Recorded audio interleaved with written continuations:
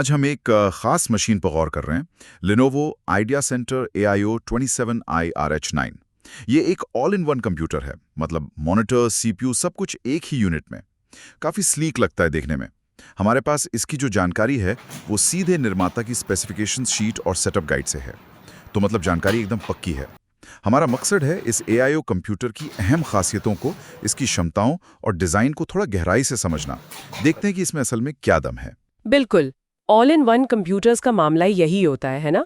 Compact design में अच्छी performance और फीचर्स फिट करना। तो ये देखना दिलचस्प होगा कि Lenovo ने यहाँ खासकर डिस्प्ले, कनेक्टिविटी और स्पीड के मामले में क्या संतुलन साधा है। चलिए शुरुआत करते हैं इसकी कोर से, मतलब परफॉर्मेंस से। इसमें इंटेल का सिस्टम ऑन चिप यानी SoC प्लेटफॉर्म है, और मेमोरी की बात करें तो ये 32 GB तक DDR5 5200 रैम सपोर्ट कर सकता है। ये तो सुनने में काफ़ी दमदार लगता है, पर DDR5 से आम इस्तेमाल में क्या वाकई कोई बड़ा फर्क पड़ता है? हाँ, फर्क तो पड़ता है। देखिए, DDR5 मेमोरी पिछली जनरेशन यानी DDR4 से काफ़ी तेज़ है। इसका असल मतलब ये है कि ऐप्स थोड़ी जल्दी खुलती हैं, और अगर आप मल्टीटास्किंग करते हैं, मतलब एक साथ कई काम, तो सिस्टम ज़्यादा स्मूथ महसूस होता है। और इसमें 2 मेमोरी स्लॉट है, तो डुअल चैनल कॉन्फ़िगरेशन भी हो सकता है। अगर 2 रैम स्टिक्स लगी हों तो परफॉर्मेंस और भी बेहतर हो जाती है। ये उन लोगों के लिए ख़ास तौर पर फ़ायदेमंद है जो जैसे ब्राउज़र में ढेर सारे टैब खोलकर रखते हैं या फ़ोटो एडिटिंग जैसे थोड़े डिमांडिंग काम करते हैं। अच्छा, और स्टोरेज उसमें क्या है? स्पेक्स में लिखा है कि एक M.2 SSD स्लॉट है, 1 TB तक सपोर्ट करता है। और ये कोई मतलब नॉर्मल SSD नहीं है, PCIe NVMe PCI 4.0 X4 interface वाला। ये सब सुनने में तो भारी लगता है, पर यूज़र को क्या फ़ायदा है इसका? फ़ायदा बहुत बड़ा है। PCI 4.0 X4 इंटरफेस का सीधा मतलब है ज़बरदस्त तेज़ डेटा ट्रांसफ़र स्पीड। जो पुराने SATA SSDs थे या PCI 3.0 SSDs भी, उनके मुकाबले ये काफ़ी तेज़ है। तो प्रैक्टिकली क्या होगा? कंप्यूटर कुछ ही सेकंड में स्टार्ट हो जाएगा। सॉफ्टवेयर, गेम्स बहुत तेज़ी से लोड होंगे। बड़ी फाइल्स कॉपी करना या खोलना, ये सब बहुत तेज़ हो जाता है। ये पूरे कंप्यूटर एक्सपीरियंस को ही स्मूथ बना देता है। ठीक है, तो स्पीड तो अच्छी मिल रही है। अब आते हैं स्क्रीन पे, जो AIO में सबसे अहम चीज़ होती है, क्योंकि आप उसे बदल नहीं सकते। ये एक 27 इंच का बड़ा फुल HD IPS डिस्प्ले है, 1920 1080 रेजोल्यूशन। कुछ मॉडल्स में टच स्क्रीन का ऑप्शन भी है। इस स्क्रीन में क्या खास है? IPS तो आजकल आम है। हाँ, IPS पैनल अपने आप में अच्छा है। इससे आपको व्यूइंग एंगल्स बढ़िया मिलते हैं, मतलब साइड से देखने पर भी रंग फीके नहीं पड़ते और कलर एक्यूरेसी भी बेहतर होती है।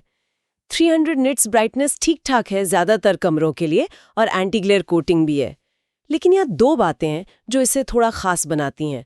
एक तो 100 हर्ट्ज रिफ्रेश रेट और दूसरा 99% sRGB colour gamete coverage. 100 hertz मतलब स्क्रीन ज़्यादा स्मूथ दिखेगी, जैसे स्क्रोलिंग वगैरह में? हाँ, बिल्कुल।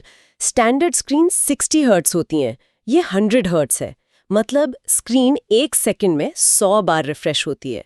इससे माउस कर्सर चलाना, वेब पेज स्क्रॉल करना या वीडियो देखना, ये सब ज़्यादा फ्लूइड और आंखों को ज़्यादा आरामदायक लगता है। रोज़मर्रा के इस्तेमाल में फ़र्क साफ पता चलता है। और वो 99% sRGB, ये किसके लिए ज़रूरी है?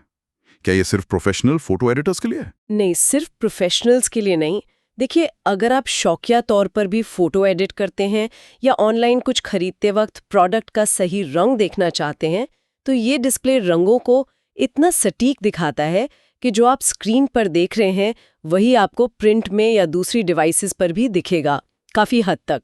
ये खूबी अक्सर इस प्राइस रेंज के AIOS में नहीं मिलती। अच्छा।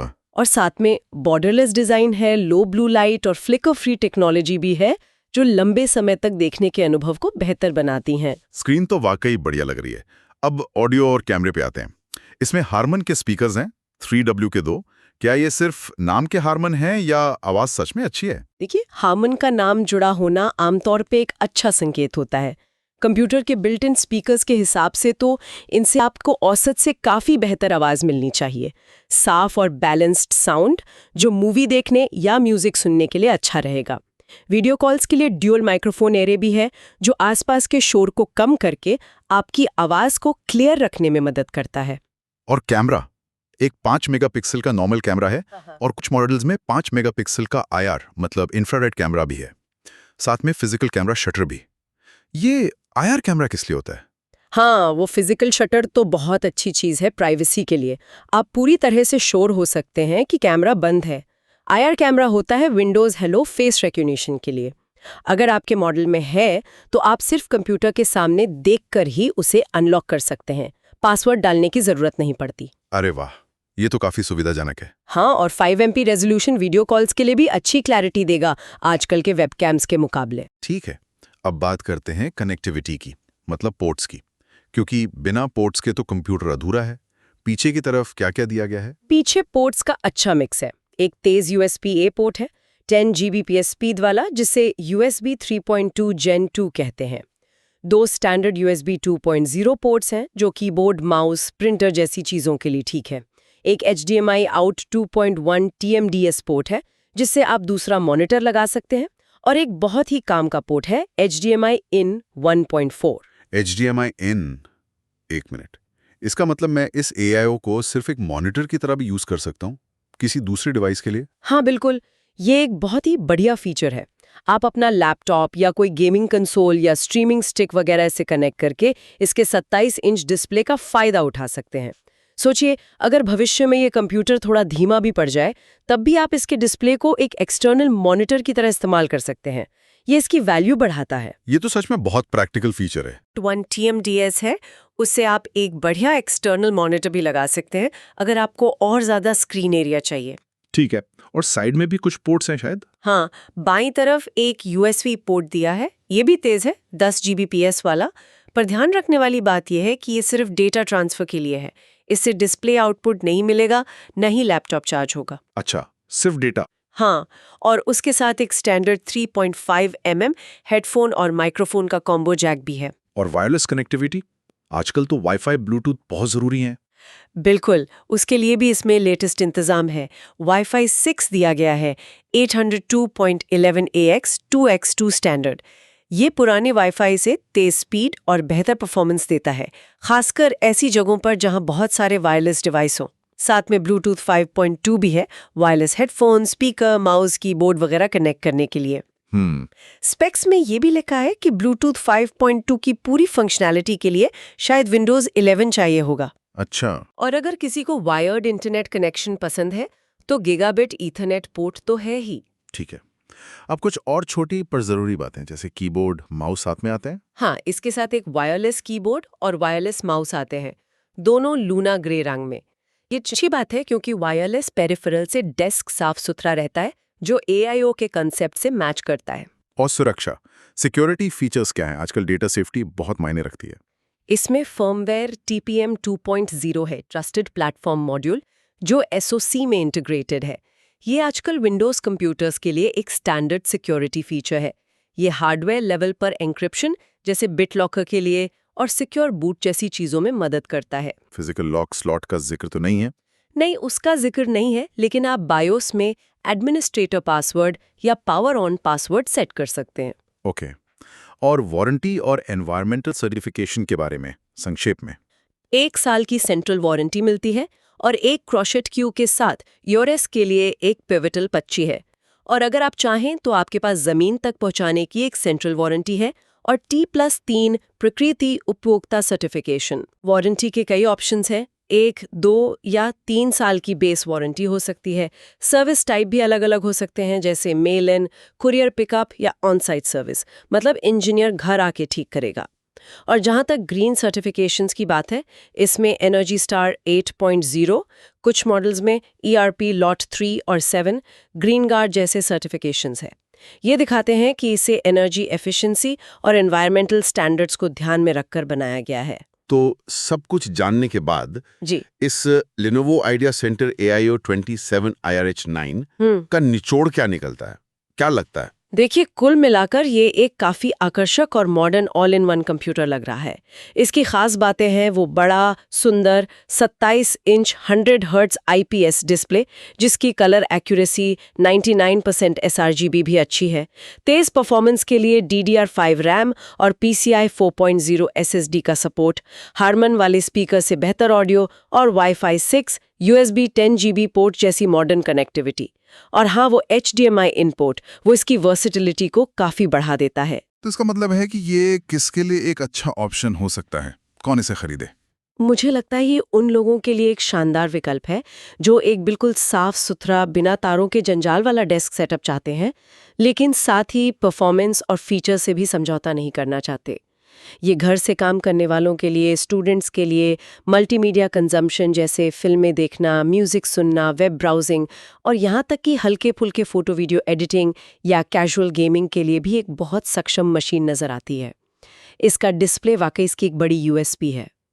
तो पहली बात तो ये साफ है कि ये किसी के अपने अनुभव पर आधारित है, जिसने खुद डब्बा खोला, मशीन चलाकर देखी और पहली नजर में कुछ चीजें हैं जो उभर कर आई हैं, जैसे कि उनको डिजाइन काफी अच्छा लगा। आजकल जिसे कहते हैं ना स्लीक, वैसा। हाँ, स्लीक आजकल ये शब्द बहुत चलता है। हाँ, और चलाने में कंप्यूटर ठीक लगा, स्मूथ, मतलब मक्खन जैसा। परफॉर्मेंस स्मूथ बताई गई। और एक और चीज, कैमरे की क्वालिटी भी उन्हें अच्छी लगी, इंप्रेसिव कहा है। तो ये 3 मुख्य बातें हैं जो स्रोत ने बताई हैं। हाँ, और ये जो ऑल इन वन PC का कॉन्सेप्ट है ना, ये अपने आप में अहम है। मतलब जैसा नाम से ही पता चलता है कि सब कुछ एक में, CPU, स्पीकर, कैमरा, सब मॉनिटर के अंदर ही। स्क्रीन ही पूरा कंप्यूटर है, बस कीबोर्ड माउस अलग से लगाओ।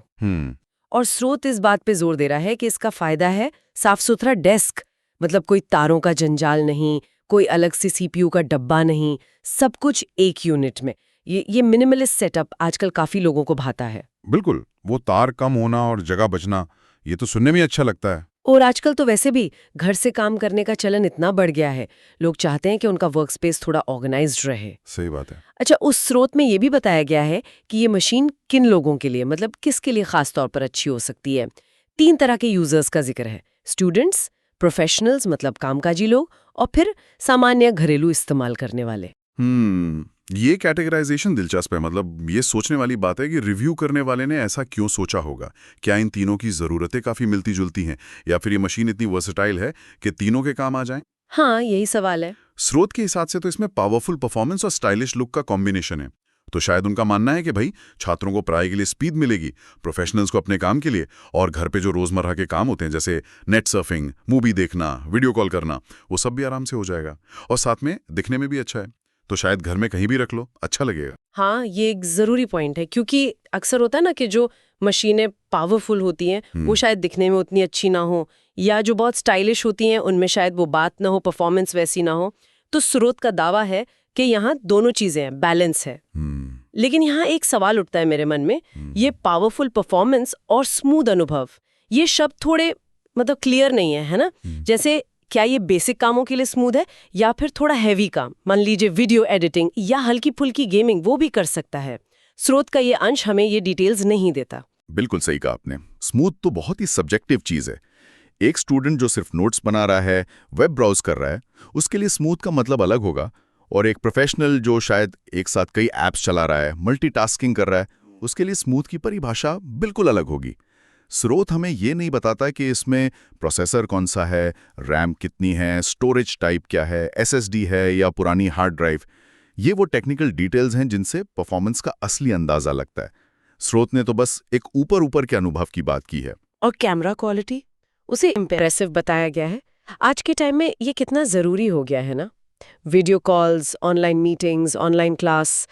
एक अच्छा वेबकैम अब बस एक फीचर नहीं है, वो जरूरत बन गया एक तरह से। बिल्कुल।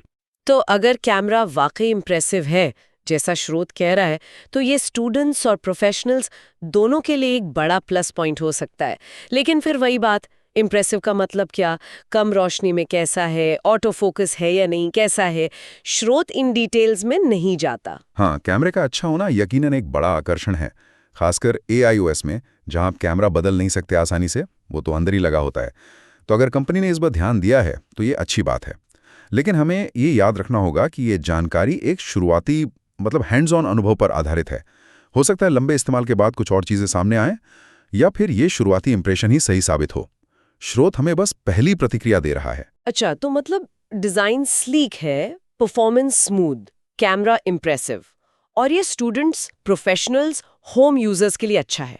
और ये सब एक AIO पैकेज में जो डेस्क को साफ रखता है। स्रोत का निचोड़ तो यही लगता है। और आखिर में रिव्यू करने वाले ने इसे perfect all in one PC तक कह दिया है। ये तो काफी बड़ा दावा है ना? परफेक्ट। परफेक्ट शब्द, हाँ, इसमें वजन तो है। किसी भी टेक प्रोडक्ट के लिए परफेक्ट कहना अपने आप में बहुत बड़ी बात है, क्योंकि हर यूज़र की ज़रूरतें अलग होती हैं, उम्मीदें अलग होती हैं। जो चीज़ एक छात्र के लिए परफेक्ट है, ज़रूरी नहीं कि वो एक ग्राफिक डिज़ाइनर या गेमर के लिए भी परफेक्ट हो। शायद रिव्यू करने वाले के लिए उन पैमानों पर, मतलब डिज़ाइन, रोज़मर्रा की परफॉर्मेंस और कैमरा, ये मशीन खरी उतरी, इसलिए उन्होंने इसे परफेक्ट कह दिया। लेकिन ये परफेक्शन शायद उन्हीं खास ज़रूरतों के दायरे में है जिनका जिक्र हुआ: छात्र, पेशेवर, शायद सामान्य ऑफिस काम वाले और घरेलू उपयोगकर्ता। तो इसका मतलब ये हुआ कि हमें इस परफेक्ट वाले टैग को थोड़ा ध्यान से लेना चाहिए। कहाँ पर ये मशीन शायद उम्मीदों पर खरी ना उतरे, या कहाँ इसकी सीमाएं सामने आ सकती हैं, ये सोचने वाली बात है ना? शायद हैवी मल्टीटास्किंग, या कोई खास तरह का सॉफ्टवेयर चलाना, या फिर लंबे समय तक लगातार इस्तेमाल करने पर इसकी परफॉर्मेंस कैसी रहती है। ये वो सवाल हैं जो इस स्रोत से आगे जाते हैं। बिल्कुल, ये एक महत्वपूर्ण सवाल है, क्योंकि ये हमें याद दिलाता है कि किसी भी प्रोडक्ट का सही मूल्यांकन तो उसके असली इस्तेमाल की परिस्थितियों में ही होता है। एक छोटा सा रिव्यू अंश हमें एक दिशा तो दे सकता है, लेकिन आखिरी फैसला लेने के लिए ज्यादा जानकारी और शायद अलग-अलग नजरियों की जरूरत पड़ती है। और ये सोचना कि कहाँ इसकी सीमाएं हो सकती हैं, ये हमें एक ज्यादा संतुलित नजरिया अपनाने में मदद करता है। सक्षम मशीन नजर आती है। इसका डिस्प्ले वाकई इसकी एक बड़ी USP है। ठीक है, तो ये तो हुई इस मशीन की पूरी पड़ताल। और अंत में एक विचार, जिस तरह से ऑल इन वन कंप्यूटर्स अब HDMI इन जैसे फीचर्स ला रहे हैं, जिनसे वो ज़रूरत पड़ने पर सिर्फ एक मॉनिटर का काम भी कर सकते हैं, तो क्या ये धीरे धीरे जो पारंपरिक डेस्कटॉप टावर और अलग मॉनिटर वाला सेटअप है, उसे चुनौती दे रहा है, कम से कम आम घरेलू और ऑफिस यूजर्स के लिए? ये सोचने वाली बात है कि कॉम्पैक्टनेस और मल्टी फंक्शनैलिटी पे बढ़ते जोर के साथ पर्सनल कंप्यूटिंग के जो फॉर्म फैक्टर हैं, वो भविष्य में और कैसे बदल सकते हैं।